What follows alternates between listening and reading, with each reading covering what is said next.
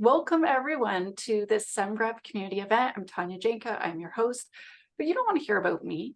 You want to hear about Nathan, our guest. And Nathan has built his introduction into his talk. So can I just let you take it away then? Yeah, that'd be great. So, hey, I'm Nate Case. This is Down with the CISO. Let me make sure I've got my little clicker here working. There we go.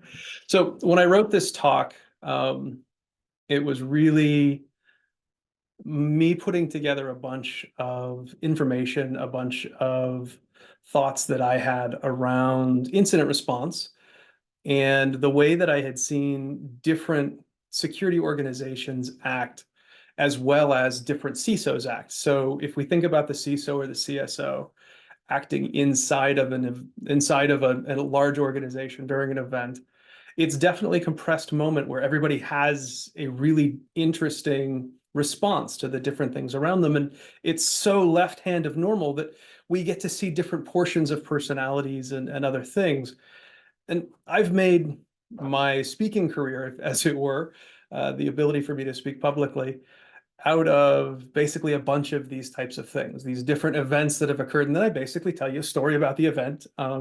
I've had people approach me and tell me that this is kind of ghost stories, and it's probably a fair point. I tell modern ghost stories. This is what happens if you don't do security. But that said, I completely agree on one hand and not on the other. But the reality is that regardless of whether it's true or not, if we're very honest with each other, you, the listener, and me, the presenter, ghost stories work. So maybe that's a good thing. If we think about William Shakespeare and we think about any number of poems, sonnets, or ghost stories, King Lear, that exist today, they exist from the 1500s. And that's impressive as you can get. I mean, realistically, that's a play that probably only very wealthy people went to initially, and then Shakespeare was able to give it to the masses, and all of a sudden it caught on, and it startled and concerned people well enough that they're still talking about it 500 years later. So today is different than that. Today is not necessarily a ghost story, but rather a distillation of a bunch of ghost stories that allows me to speak to you, hopefully, on a topic of leadership and a topic of, honestly, as we think about Shakespeare, the history of the chief security officer and what that is. As we talk about the chief security officer, you'll note that it doesn't have the I. And I didn't add the I because in history, if you go back in history, it was really the chief security officer. They didn't really think about information any differently than any other object that someone would protect. So when we think about CSO, we're thinking about the chief security officer for our modern minds. Let's add the little I there. But as we think about this and we think about the way things work, we write things down so that we don't have to repeat the same mistakes we had last time. If we think about things that I've done before, things that you may have heard me do, I talk a lot about playbooks and runbooks and how you make them efficiently. I talk about how to do incident response so that not everybody has to relearn this nugget of information every time, and I'm able to transfer that nugget to you. So in many ways, as we think about what a CSO is, I'm going to push us to go into history.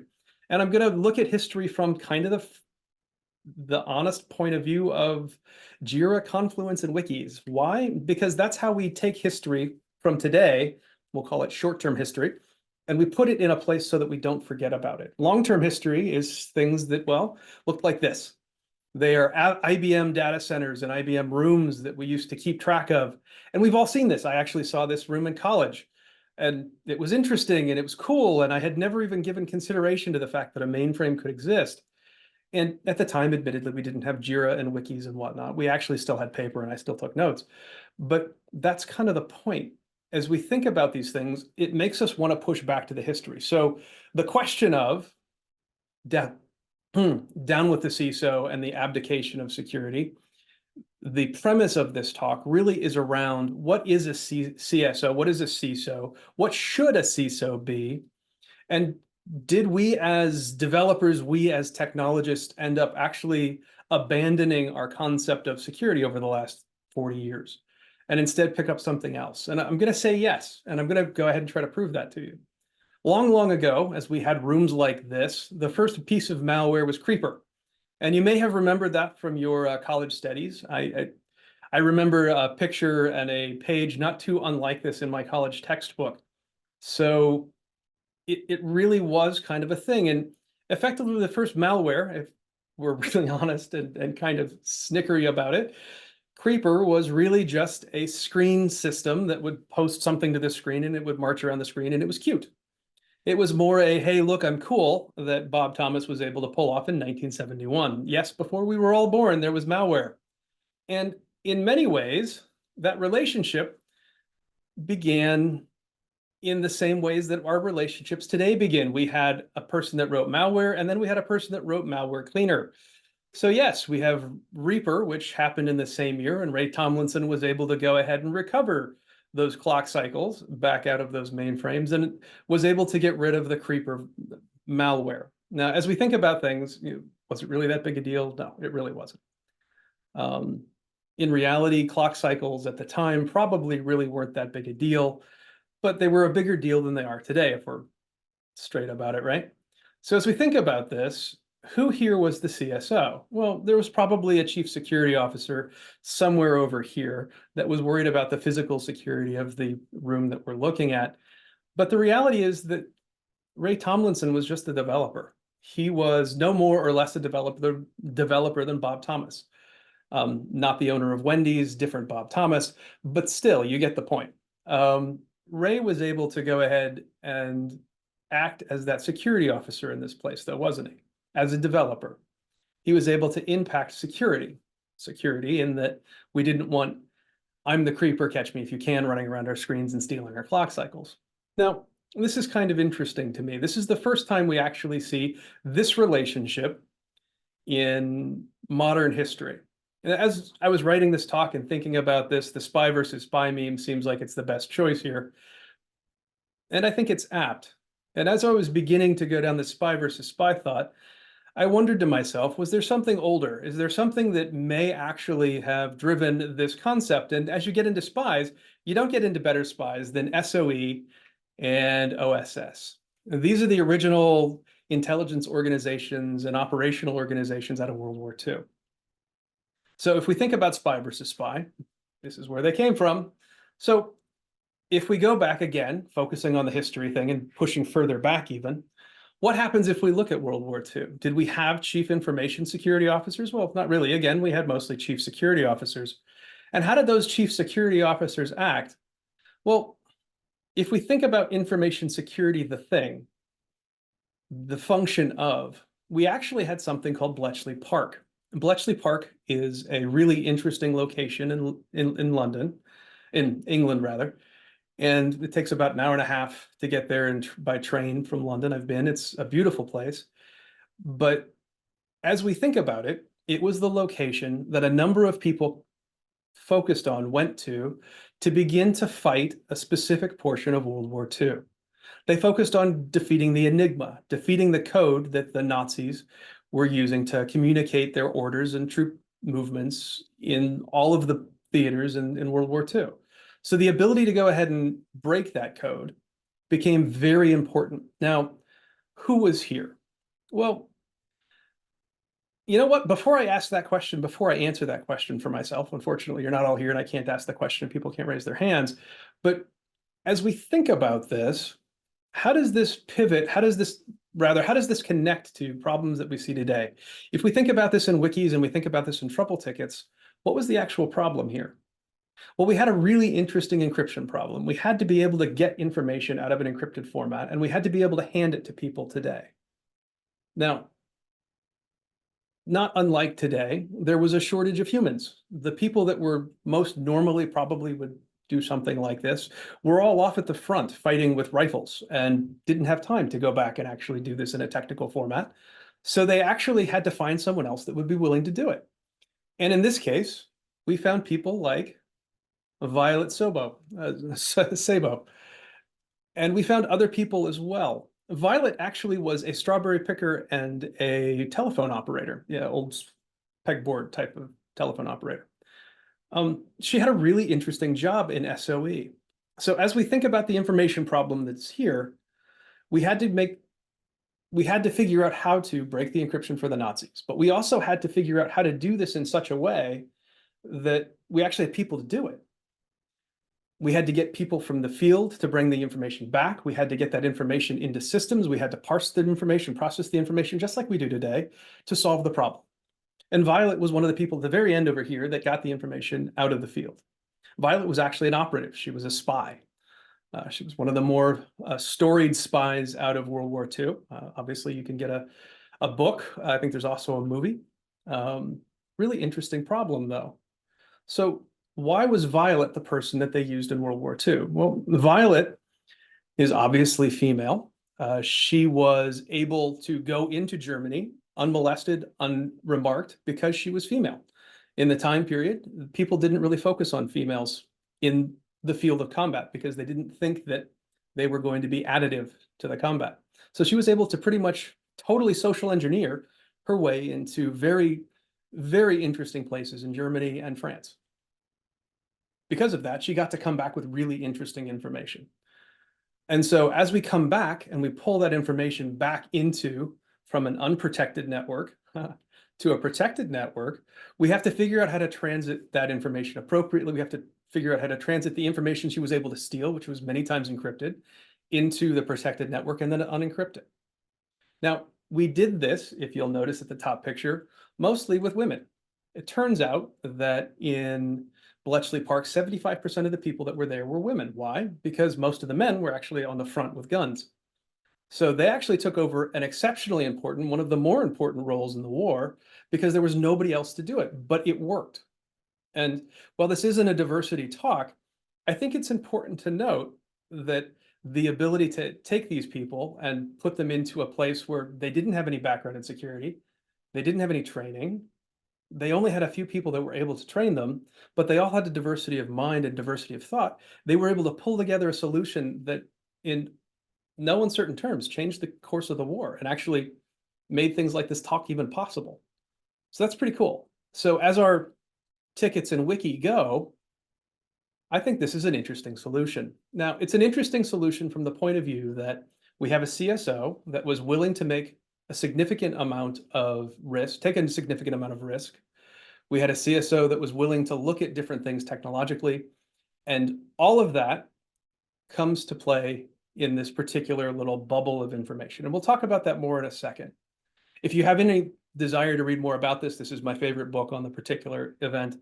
Great book. Go ahead, scan the QR code. I promise it's real, it's not fake.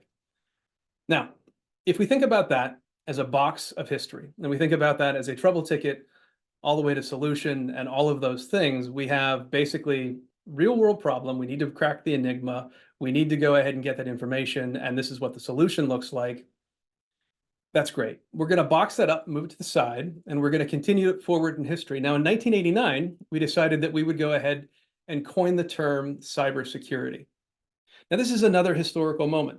We decided that we would name what we did in security. And as we name things and start looking at them, we begin to get closer to our CISO role, and we begin to think more about what that is.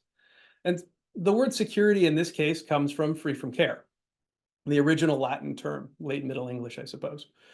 And as you think about that, it means that we are secure. We don't have to worry about the things over there or over there. We are secure. We're safe. We don't have to think about things. Now, if we think about Violet, we think about the things that she did. She was adding security to other portions of her world. As we think about what we do as CISOs, as we think about what we do as CSOs, we provide security to the rest of the organization so that they don't have to be concerned with security, with protecting themselves. And that's generally how we view it. Now, the other word here is cyber. And for those of us who are into Greek, you will notice the word Kubernetes. No, we don't mean this Kubernetes. It turns out that cyber is actually this part of the word of Kubernetes. It actually means the same thing. It is actually the word cyber, which means steerman, pilot, or guide. Well, that's interesting. So now cybersecurity becomes the pilot guide of free from care, which we'll talk about in a second. But that begins to put together this concept of what the CSO was supposed to do. And so as we think about this word and we think about 1989 and we think about World War II and ending up, what was a CSO? A CSO was someone who focused on strategic vision and predictive thinking. There had to be somebody that was seriously into viewing the possibility of cracking the German code at Bletchley Park to be able to begin to take that apart. As we approach the 1970s, we've got people who are thinking about how to remove malware and how to remove that from everybody else's machine. So all of a sudden, we start having these anti-malware concepts. And we start thinking about free from care from a different point of view, from this digital or cyber point of view. I think that's interesting. So at the time, our CSO was both deeply strategic and deeply technical. They had to know all of the things that were happening inside of those beautiful little lit diodes. If you've ever been to Bletchley Park, it's great. The whole thing lights up. And it looks like something that should be in a Buck Rogers movie, if you remember the old books. They had to be deeply technical. And they had to be communicative, which is interesting. So all of a sudden, let's pretend for a moment that you are in Bletchley Park and you've solved all of the things that you need to solve, and you've cracked the enigma, and the computer they used was the bomb, but they've cracked the enigma. And as they've cracked the enigma, all of this information comes pouring out. If you're a poor communicator, where does that information go? Does Winston Churchill care? My guess is probably not. So you have an interesting moment here where the CSO is not highly strategic and looking way out past the horizon, highly technical, looking at the pieces of stuff that are coming back from the front. They're looking at what Alan Turing's putting together and saying, hey, I think we can make this a big thing and we can actually do something with it, and I can go talk to somebody about it. They're also focused on how do we protect all of this so that people don't actually have to think about it, think about how to do it long term. One of the things that came up was the actual transit of the people to and from Bletchley Park. As it turns out, 75% women. Women tend to be shorter than men, but the people that worked at Bletchley Park tended to be extremely taller than normal average. They had to be tall enough to turn the little lit bulbs that actually did the processing at the time, and because of that, they had to be taller. Bulbs or dials, I don't remember which. You get the point. But to protect that kind of information, they actually set up different goings and comings from Bletchley Park so that the Germans wouldn't notice tall people going to Bletchley Park. We think about PII today, and a CSO's job at Bletchley Park toward the beginning and middle of World War II was really not much different than a CISO's job is today. We have to protect your PII. We have to protect all of these things. So I find it interesting, and as we close up our trouble ticket system in our wiki, that many of the solutions that had to happen in World War II are actually things that we begin to deal with in our everyday. And that brings the question of Chief Information Security Officer. What does it mean today? Does it still mean the same thing that it meant back then?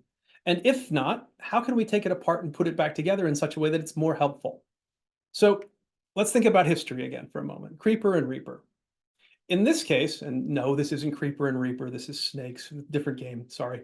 But as you think about this, and we think about the time period, it was a developer that solved this problem. It was a highly technical individual that understood a system, went ahead and took care of the issue. And I think that's interesting, and that kind of leads into the next bit that we're going to talk about. Typical Venn diagram, if you're familiar with Venn diagrams, and the basic question here is, what is a CISO? So I would argue there are three different types of CISOs. Now, we've already been talking a little bit, and we're all obviously parts of all of these, and not everyone is parts of one, but you get the point. We're all somewhere in this diagram. I would probably focus most on being a technical CISO, as well as many other CISOs out there. Now, technical means that we focus on the problem. We focus on the technical ones and zeros. We like the bits. I have a remote. Networking is the second type. Now, we're not talking networking from the technical point of view, but rather networking from the communication point of view. And if we think about the CSO that happened at the end of World War II, one of the most important pieces of that CSO was actually the ability to say, hey, we can crack the enigma, we did crack the enigma, and here's the data. Not that Violet's contribution was unhelpful. We couldn't have done any of this without Violet. But not only do I have to convince someone that, hey, we cracked this stuff, I also have to convince someone that Violet is really the best person to send into the field. So that's a huge amount of breadth. And we have all of that in someone that is the best communications expert ever. They have the ability to communicate about things that haven't yet happened potentially. We also have a third type of CISO that we kind of talked a little bit about, but it's more on the edges. It's more the understated CISO. the dedication or loyalty CISO. This is someone that's spent a significant amount of time with the people that they're working with. Maybe this is the person that came in the tech field at the tech support center, and he worked his way up, or she worked her way up all the way to the point where they're actually the CISO now, and they understand every portion of the business, which is interesting because as you walk through that, you actually begin to aim more at the technical CISO and more the networking CISO unintentionally, and you find yourself nicely in the middle of that Venn diagram. So the question comes up, which of these is best?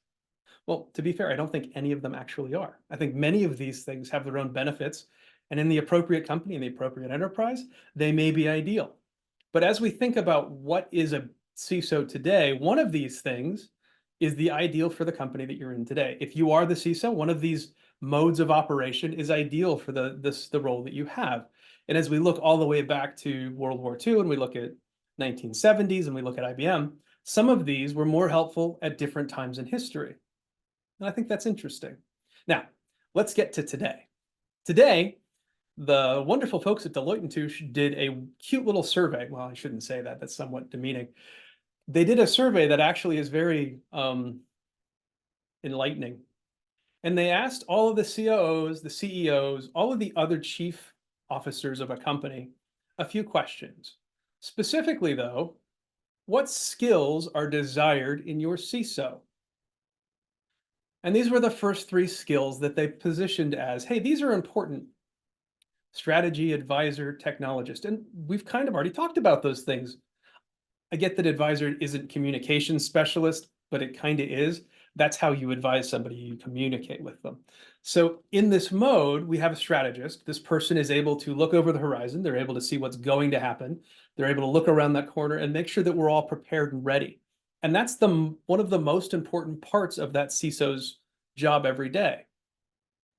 Now, the advisor role is actually the most important, the ability to communicate these things that are going to happen over the horizon. I need you to understand what these are. The number of CISOs that I know that have a really hard time with this, very high. We have to be able to figure out how to communicate that threat, that potential risk, to someone else. And it may not even be here yet. It may be something that they've never heard of. And this is really, really hard. And that leads to other things, and we're going to get there. And one of the other pieces here is technologists. Do I expect you to understand the technology that you're working with? Well, yes, I do. Maybe not as much as an advisor, your ability to communicate, but you still need to be technically competent.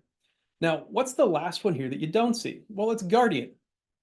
Guardian is that concept of protection, the concept that we were talking about at the very end of the CSO from the World War II discussion of Bletchley Park. I've got to guard you and protect you and make sure that as I strategically look out there into the future, I have the right pieces that allow you to be secure and protected here today. Now, currently, the CEOs, COOs, and all the other chief officers of the company want you to spend a little less than a quarter of your time being the guardian. That's a pretty interesting thing. Now, if we ask ourselves, what do the CISOs think they ought to be doing today? They say that half their time, little less, should be spent guarding. Now, here's the first moment of problem, and the reason that this is titled Down with the CISO. If the expectation from the other security officers in your company is that you will spend 22%, little less than a quarter of your time doing guarding type of action, protection types of action, and your personal expectation is that you will spend a little less than half your time doing protective actions, we have a mismatch, and that's going to lead to some real problems. Many of us, if we were sitting in an audience, I would have you raise your hands, work more than 40 hours a week. Why? If you think about half your time is supposed to be spent doing something, and half of that, a quarter of your time, is spent extra because nobody wants you to do it, or haven't been communicated to so that they think you need to do it, this becomes a problem. If we think about the other things that go into this, how does that offset then affect the other three criteria? Pretty dramatically, and you're going to be out on all of them. Now, what does this mean? Well, the impact to this is that most CISOs have an average life expectancy of 8 months to a year and a half. That's pretty short. As we think about types of things that we all have in the HR community, as we think about recruiting, many of the recruiters today don't want someone that hasn't had more than 2 to 3 years in a role at a time. And at this point, a new CISO will go into a role and last less than 8 months to a year and a half. So that's already not great for their next role. But beyond that, 48% of them are saying that they're already burned out. So after 8 months to a year and a half, they're burned out. Now, okay, that's not entirely fair. Let's be honest. Many of us that are going into the role of CISO have been doing this for a while, and we're burned out from a whole bunch of stuff. And part of that turns into things like IT teams not being horribly happy. And those are the graphs on the right here. But at this point, with the security team reaching 85% of burnout, so that's 85, most of the people in your security team are burned out. How can that affect the leader? The leader is also then going to be burned out. Well, that's a really poor place to be sitting. Now, as we think back to the CISOs from yesteryears, we think back to 70s and World War II, how does that compare to today? Well, I think we were better aligned. Now, I'm not going to say that anyone at the end of World War II didn't need a break. There's well-storied documentation in history around how much actually happened after that. And we all took a big breath, I think is fair to say.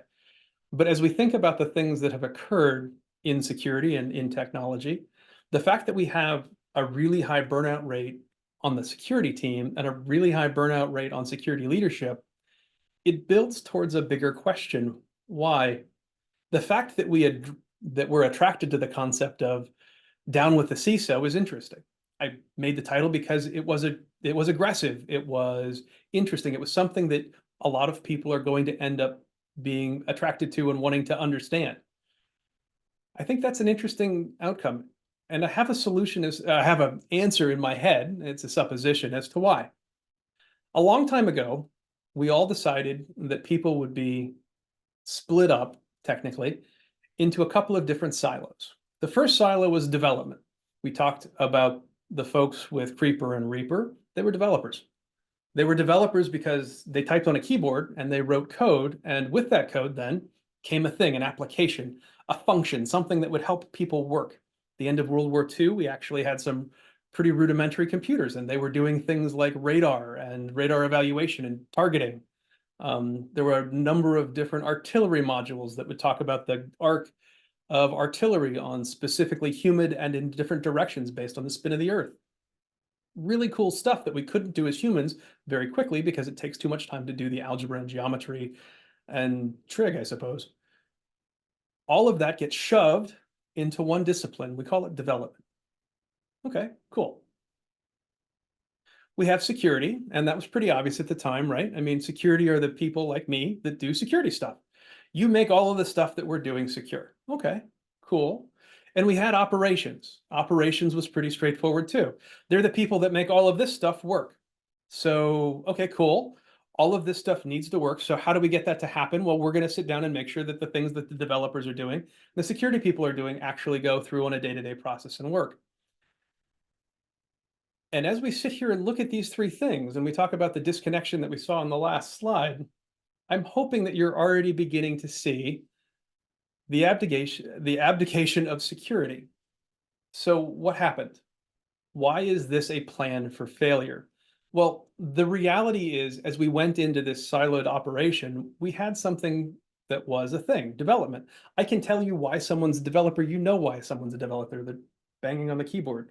They're making code. They're putting these things together. They're compiling it, and it's running. I can see that you're a developer. And you, miss, you are an operationalist. Why? The stuff you do makes the application that they built run. You build the servers, you build the infrastructure, you do the things that become operations. Now today, we've kind of turned this into DevOps, and it's a unified thing. And okay, cool. It actually has a specific target and outcome. So I get that I do security, but I'm going to ask the question, what does security do again? Because if the operationalist and the developer are doing their job right, wouldn't this be normal? Wouldn't you just normally have security? Isn't that how that should work? What does a security person do? Someone raises their hand, and I wish this were actually in a room and someone could, but raises their hand and says, what about security operations? Okay, but like, let's be honest, that has the word operations in it. So if you're doing operations correctly, wouldn't it be security? I think it actually is. And if we go all the way back to World War II and we think about the people who were the developers, Who were the people that were developers? They were the women that were turning the dials and changing the knobs and changing the light bulbs and making the computer actually work. They were punching the cards to shove the cards through the card reader so that they could make the computer go. They were the developers. The operationalists, people like Alan Turing, were actually doing the things on the back end to make sure the computer was being a computer. So where was security? At best, it was the security officer who sat in the front that we talked about that didn't let the people leave at the same time. They were trying to coordinate the physical security of the thing. But in many ways, I would argue that even at that, that was security operations. So I think if we look at the way things have spun out, when we talk about the abdication of security, we talk about the lack of focus on security of development and operations. And we spin it out to a bunch of people that are going to just do security because that makes sense, because we already did that with development and operations. Now, if we think about the term cybersecurity, and we look at the actual words that it means, steerman, pilot, guide, free from care, that brings up another Greek word that seems like it's appropriate here. So if we think about this, these two things are actually separate and don't really work together. And that makes this. And one can ask, so what? Well, as we put all of this together and we begin to end this talk, and we've only got 10 more slides, let's think about the world in the place that we're at today. So right now in the US, we have security engineers, but we also have people doing their everyday jobs. Okay. There are 88.4 million people doing an everyday job today. And that might be you at home. That might be your mom and dad. That might be your wife, your husband out at the office. Those people are doing different things. Okay, that's cool. So the size of the cyber force, or the cybersecurity force, the security force, is about 1.2 million security people to about 88.4 million people in general in the workforce. So that means cybersecurity folks are about 1.3% of the workforce in general. We are outnumbered. Okay, that's unfortunate. Now, if we go back to our first discussion point, World War II, you will note we were outnumbered then as well. We didn't have enough people to actually work on the front lines and do things like the Enigma code, the breaking of the Enigma code. And how did we solve it? Well, we opened our arms and we accepted anybody that wanted to be security into security. And we accepted that security was, in fact, development and operations together, and that's just what it was. Oops, wait, what? We accepted everyone into security because security was development and operations. That's what we did. SOE. So as we think about these things and we think about how these things came to be, everyone was security. Security was in everything we did. And now, realistically, 4.1 billion people are technically in the workforce globally, because if we think about the people that actually do the attacking, that do the mistakes, that have the problems, we all don't work in the US. The world is so much bigger than the United States. And stating that there are only 1.2 million people in the world that are focused on security is probably small, but it's no bigger than 10 million. And 10 million is a lot smaller than 4.1 billion. So we lose badly. And so as we think about the word cybersecurity again, and we think about cybersecurity entering the modern lexicon, we have to figure out how the recapturing of security into development and into operations actually needs to happen. We can go back to things like the SOE and the OSS and think about how they actually worked. And I think that's where this book actually does come in. And we can look at how we can include people into operations and development. We can think about how these types of things happened. They happened because security was development. Security was operations. Now, how does that work in the day-to-day? As we get down to the solution for this thing, part of this is understanding that things that are culture, things that actually build all of us together, These things are the warning signs that we need to start looking for. If someone says cultural fit, chances are they're using that so that they can say, this person here, we don't want them in our culture, we want them out. Well, wait. Violet Sobo was actually an individual who was said to be extremely aggressive. She was only a telephone operator and a strawberry picker. Would she have fit any of these things? She would have fit most of them. She was a huge risk. She turned out to be one of the best spies in World War II. So I think the question here is, for us in security, that is the silo security from here forward, how do we actually make this more approachable? How do we begin to take security apart and begin to put it into, or back into rather, development, and put it back into operations? One of the things we have to do, as all technology, not just security, is to begin to embrace people that don't work or act or think like us. And that makes us diverse and consequently better able to actually solve the problems at hand. Similar to the Enigma. I think we have to build a dictionary. We all have to agree that the words that we have today are probably not the best ones, and in some cases kind of scary. So as we think about the way these words go together and we think about how these words work on other people, words like impact radius and attack surface might be somewhat off-putting to those of us who haven't spoken them our entire lives or have a military background. Let's try to find something that doesn't sound like that. I think we need to define a process. So as we think about things that we can do as security people, we can help our development brothers and sisters, or operational brothers and sisters, by beginning to work with them on an everyday function, on an everyday basis, as opposed to just having this thing that we do occasionally, sitting in front of a gate and trying to gate things, or trying to take things apart and tell people they did them wrong. Instead, let's start asking some questions. Questions are great. Anytime leadership begins to tell you that you're not allowed to ask questions, that's probably a huge red flag. We need to start looking at that. One of the things that we all need to do is begin to embrace everybody that wants to step up and do security or step up and help. I could care less whether you want to do security or whether you just want to help. Helping, it builds towards all of our security. And I think that's what we need to start looking at, is how can we embrace and engage? Now, how do we do that? Well, one of the things that comes up quite a bit is this DevSecOps concept. I'm going to push back and say that it's really just DevOps and you should have been doing security the whole time. Sorry. But the reality of saying that then means that we have to take that security and put it back in. And how do we do that? Well, a lot of security teams right now, and I know this because I've either helped build them or I've helped with the tools and the implementation, tend to have their own tools. And those tools are specifically for security. And it's becoming more common now, and that's good, that those tools then are also the same tools that developers use and the same tools that the operationalists use. And the more that we can get everybody on the same platform, the more that we can give everybody the same level of access to see things, the more communal it's going to be. We're all going to talk about the same information and consequently have the same ability to impact each other and honestly have a conversation about the same stuff. How many times have you been in the middle of an event and been talking about something, thought that the other people in the room understand the specific object you were talking about, only to find out 15 minutes later that they all went and changed something else or went and looked at a different metric that you hadn't been expecting?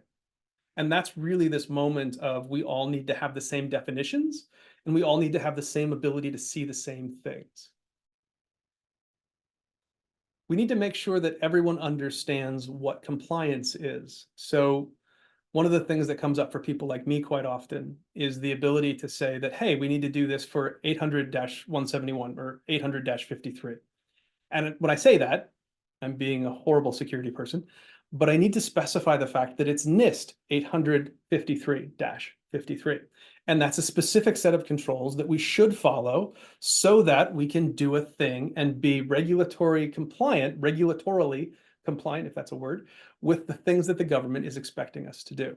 Now, that compliance discussion should go all the way back to the developers, and the developers should understand when they're making something, writing code, doing a thing, hey, this is actually helping us meet that particular control that was in that compliance set, so that when we go for FedRAMP, when we go to be evaluated, we do a self-assessment, it makes it easier and we can go down that list and say, yeah, all of these things are done because we have the policies written and we actually have all of the controls documented in code and we know where all of those things are. Suddenly it's an easy thing as opposed to a really hard thing. So as we think about these types of things and we think about how that builds to what is a CSO today, I know we forgot about that, didn't we? As we think about what is a CSO today, well, what's the difference? Well, there really isn't one. I think we've gotten lost recently thinking that the CISO or the CSO really is this person that's ultimately responsible for the top of security. And the reality is that that's not true. When we think about all the way at the end of World War II, and we think about what the CSO was responsible for, they may have been and were responsible for the physical security of a specific implementation, Bexley Park, but Bletchley Park, but also, and Alexa would like to chime in, but also they were responsible for that information. But all of the people there were responsible for the information too. It wasn't just a singular individual that was going to take the heat for one failure. It was a whole bunch of people that had to make good choices, and they all understood that. And as we think about the way things are going today, we think about a singular individual that will probably have to answer for an entire company's issues. Whether that company has just had an event and that individual, the CISO, was responsible in some way and was let go or made a statement, that's an interesting moment to me. And certainly that person should be the person communicating, as we discussed. But when we have a security event, when something bad happens, when something mistaken happens, it's not an individual's fault. It's a team's fault. We screwed up. And I'm not really one for fault in general, but if you've got to lay fault, and legality is kind of that, isn't it really all of our fault? Shouldn't we have communally made better choices? Sometimes that's true. And I think as we look at what the CSO is, as we look at what a CISO is, it becomes more of a question of how was that person engaging everybody that they work with, and how then were they engaging with other leadership and the public? And how can we drive that to a better long-term place? I'm going to argue that part of this is observability. Part of this is the public's ability to observe what a company is doing for security. And part of this is our team's ability to observe each other. So trust is really a big thing when we get into security. I have to trust you, you have to trust me. And as we get back to this concept of security being involved in development and operations and pulling it all together as a talk and frankly, as a practice, we need to get to the point where observability is something that each of us have the ability to do. That doesn't mean that we don't have privacy. I'm not talking about privacy. I'm talking about the ability for you to say, hey, I'm working on this thing. And because I'm working on this thing, it's going to have an impact on this thing over here. And maybe that means that our CSOs are open and honest and say, you know what? We've got to get this thing to product, or we've got to get this product to production. And that means that we're going to have to take a couple of things and put them in the backlog. And then as we do those, and in the government, we call them POAMs, as we get down to the ability to do that thing, we have to then make sure that we actually do it. And the ability to meet those deadlines, to meet those milestones is very important. So observability, we need to keep each other honest. Hey, we need to actually do this thing over here. That means at some point, we're not going to be able to develop that feature that you want today, but rather do this other thing over here. It also means that we need to find more people, humans, to do some of these things that we don't have today. And that means finding as many people as you can and being a lot less concerned with all of these crazy things that really don't have anything to do with their ability to do a job. So how do we engage everyone? How do I engage people that are outside of my company and have them look at the things we're doing and say, hey, you know what? Here's my SBOM, and here's the list of vulnerabilities, and here's my assumed correction path to these vulnerabilities. A lot of these things are becoming a lot more important today. Threat models that we have so that we have the ability to discuss between each other. Hey, this thing is an actual risk. And as it goes up the chain, the leadership understands as much as the developer about, hey, the risks that we've got here are actually things that we need to develop and move towards and make sure that they go away eventually. These types of thoughts are not uncommon. They're not rocket science. We just actually have to do them. And the good news is we have a lot of people that would like to help. And I think that's where we get to this last little point here. Everybody gets a seat at the table. It's not just development, and it's not just security telling everybody what they need to do. And it's not operationalists getting to tell everybody. It's not executives telling everybody what to do. It's everybody sitting at a table and talking about the possibilities and being able to approach those possibilities. It's HR having to have a say about how PII needs to be handled because you know what? This is a thing. It's HR being able to talk to security and security talk to HR and say, hey, this system over here makes me a little nervous. Let's talk about why. Let me talk about the risks there and figure out how we can make that better if we can, and understand what we need to simply accept because there's no way to make a third-party system better in some cases. But having that conversation allows all of us collectively to make better choices. So in closing, the reality here is that everybody needs to be involved. And if we go all the way back to the beginning, everybody is not discriminatory. It's everybody. Everybody gets to be involved, not just people that are in security. It's cool that you're in security. I totally back security, love security. It's lots of fun. But at the same time, we need to work with our development brothers and sisters and our operationalist brothers and sisters and everybody else in the company just as easily as we work with each other. And so as we think about what is a CISO is the person that is able to help you do that. They're able to push out into the entire company and magnify the effort that you as the security engineer, you as the security project manager, you as the program manager, who cares, can push out into the rest of that company so that that company is able to both deal with and embrace the things that you're doing. And get this, you can embrace the things that they're doing. Because realistically, that's really what needs to happen. This isn't about security telling everybody else what to do, but rather security listening and taking those points of view and pulling them back into security and looking like people that actually care and want to listen. So I hope that was helpful. This is the last slide. So that is the end of the talk. I'm up for questions. I'd love to talk to people about them if they'd like. Awesome. Are there any questions? So mostly I just commented a lot and some other people commented like that book was the best book ever. And when you talked about like checking the box, they're like, yep, checking the box. Like, and also JIRA's our real history. Yeah, it's interesting. One of the things that I've seen attackers do most often is actually break in and look at JIRA because that's where the history for a company actually is. And it's odd. I never really thought about it, but it really is. I have a question. Sure. So if someone wants to become a CISO one day, do you have any advice for them? I hope by the time anybody asking that question gets the opportunity to be a CISO, the role no longer exists. That is reasonable. I think that the best answer here is that CISO gets rolled back into the technical community or the legal community, and it starts turning into something that is less about single pinnacle of individual to be responsible for security. And maybe there always needs to be a mouthpiece, but it turns into more of a concept around how do we as company, and maybe it's let's use Semgrep because that's who's sponsoring this. We as Semgrep, how can we as Semgrep be secure all the way through Semgrep? And okay, sure, but realistically, that's the CEO's responsibility as much as it is the CTOs, as much as it is the COOs. And we as a team all agree this is secure because we wanted it to be, not to be AWS-y about it, but it is job zero. In the chat, Phil says cyber risk oversight belongs to the board and the CEO. Yes. I mean, to be fair, a lot of the SEC stuff starts to point to the reality of it's going to have to be something like that long term. Yeah. I like the word CISO can't be the equivalent of scapegoat. But it is right now.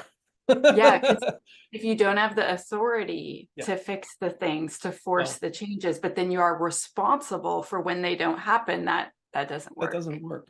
And we also have this issue where security has become equal to compliance. And so now the CISO is suddenly responsible for compliance as if it were the same thing as security. And it's not. And so you end up with these really interesting, gnarly discussions, especially as we get into like bio and medical and health, where we have this other word called quality with a capital Q. And now we have to deal with compliance, quality, and security, and how do the things all mesh together? And it is really an interesting problem that goes back to a lot of the reason that I put this deck together was how do I pull apart security and start putting it back into the places that it ought to be? Because quality itself is secure, should be secure, And now it's been mandated by the executive branch in an executive order, but you get the point. There's another comment in the Oh, chat. So David says, this reminds me of a discussion I had with my colleague faculty or my college faculty. It's not left to the health and safety team to ensure the chemistry lab's gas gets shut off and students wash their hands before leaving the microbiology lab. Yet somehow accessibility is relegated to a small subset of student access support, and the IT security is relegated to a small subset of IT. Both should be everyone's responsibility, even if one set of experts leads the organization-wide learning and practice on a given topic. I completely agree. And the funny thing is, like, we have a couple of these really narrow niche things that we do this on. So for instance, I have a wife and she's a wonderful woman, but she doesn't understand security or technology, which is one of the reasons I married her. And as we get into this and we start looking at how she approaches things, security needs to be the thing that is default for you to do, right? But it is something that you have to do. So there's I live in Ohio, so Ohio State University is kind of the thing for me. But there's this story that they actually didn't do the roads or paths in Ohio State for about 10 years after they made the university. And they didn't do that because they wanted to see where people would walk to. And then they actually went ahead and paved those walking paths as opposed to paving like the 90-degree angles that most of the architects in the world would have made. And as we talk about this type of response, there's definitely a question of how do we get all of the public to do a thing? And that's great. But there's also a question of how do I make that thing? How do we as security, we as development, we as technology make that thing the thing that they want to do? Or like you put your seatbelt on, right? And you drove on the right side of the road and you stopped at the red light. And my 17-year-old daughter will routinely tell me that I'm going 5 miles an hour over the speed limit. And we all understand that that's safety and security and we follow along. But we don't do it here? How come? It's weird, right? It is. When I first got put in charge of an AppSec program, I remember explaining to the boss, like, if you won't give me authority to do this work, you can't hold me responsible. Yeah. And I was like, so here's a sheet of all the things no one's fixed for me. And I want you to sign off that you accept this risk. And he's like, I'm not accepting this risk. I'm like, well, by not giving me the authority to fix Then go them, talk to Jimmy. you have accepted the risk. And so he turned it around and was like, you tell them Bill sent you and to do as you say, or come see me. Everyone fixed everything. Everyone jumped up. Bill said this. They like ran around. It's the devil eyes. It really is. It's the devil eyes that is. But yes, it is that reality where you come down to we have to do this thing and we have to do it together. And there are some people that need the Bill said to do it. Okay, then you have to have that authority. And I think to the point of one of the individuals, it's different when that CEO realizes they're going to be the person wearing the orange jumpsuit. There's a subset of, and I don't know whether you've ever had the orange jumpsuit conversation, but when you get into security leadership, there's a legit conversation, which is the orange jumpsuit conversation. If this all goes really, really bad, who's going to prison? Yeah. And if that's you, you damn well better have the ability to affect everything else that goes into that conversation. There's not a job that's really worth it for me, in my opinion. Ooh, another comment in the chat. David says, as an example of the secure way being the easy and default way would be issuing every member of the organization a YubiKey rather than expecting them to memorize dozens of complex passphrases and renew them each every so many months. Oh my gosh, talk about user cruelty. Absolutely. And for the cost of, you look at the cost of a YubiKey, I think I paid $12 for my last one. Oh, I mean, seriously? I thought they were way more than that. I thought they were like $200. They gave me one at a conference recently, and I was like, As I say, I think AWS was passing them out, and I've got a couple of like NFC ones that are just like, just wave it at your laptop even, and you're good to go. nice, nice. Okay, so I have a question that no one's asked yet, which is if people want to follow you or learn more about you or see you speak other places, like what are their options here, Nathan?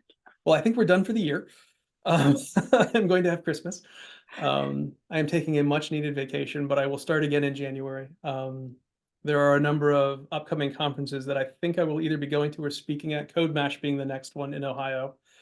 LinkedIn is a great place to find me. I accept everybody. One of the things that I try to do almost pseudo-religiously is to accept mentees. I am more than happy to talk to anybody, anytime, if you hit me on LinkedIn and ask a question. Awesome. I'm just going to put your, I'm just finding your profile so I can put it in the chat so everyone can connect with you on LinkedIn. Even the government started rolling out YubiKeys. There's no excuse, private sector. Yeah, you got to be honest, but I've had a number of conversations where a general will look at me and say, hey, we did this thing. We're the first one to do it. And it's like, oh, dude, that was 20 years ago for everybody else. But like, this is the exact opposite. Like, it's just become this thing where even the government gets it. Like, this can't happen anymore. I have a PIV card that is my government access token effectively for all of the government work that I do. And then I have passwords for corporate stuff. Why? Ooh. And companies that charge for SSO, come on. Oh my gosh, yes, we looked at it. Yeah, there's a product that we were buying for Semgrep for the marketing team, and SSO tripled the price. So we went without SSO. That is a very expensive SSO tax, triple. And I don't understand at this point, we all realize that the attackers that are out there are actually real now. Like, this isn't just a fictional, hey, I wrote a book on attackers and hackers. It's, you know, it's a real thing. And as we look at the world around us, it's becoming more real every day. If you want one of my ghost stories, I will probably be telling a ghost story at the next OWASP talk I go to. And I generally try to do those in closed rooms with no recording because they tend to be relatively scary and there's no reason to take things out of context. But more than happy to give ghost stories to anybody who'd like them. Awesome. Thank you so much for being Yeah. on our little community platform. I really appreciate it. Thank you for your patience with all the excitement of how I scheduled it. We had some technical difficulties that were on my side, and Nathan was very great. It's been lots of fun, Tanya. I really enjoyed it. Happy to come back whenever. Awesome. Thank you. Okay, so I'm going to wrap up because I'm really bad at this. So thank you, everyone.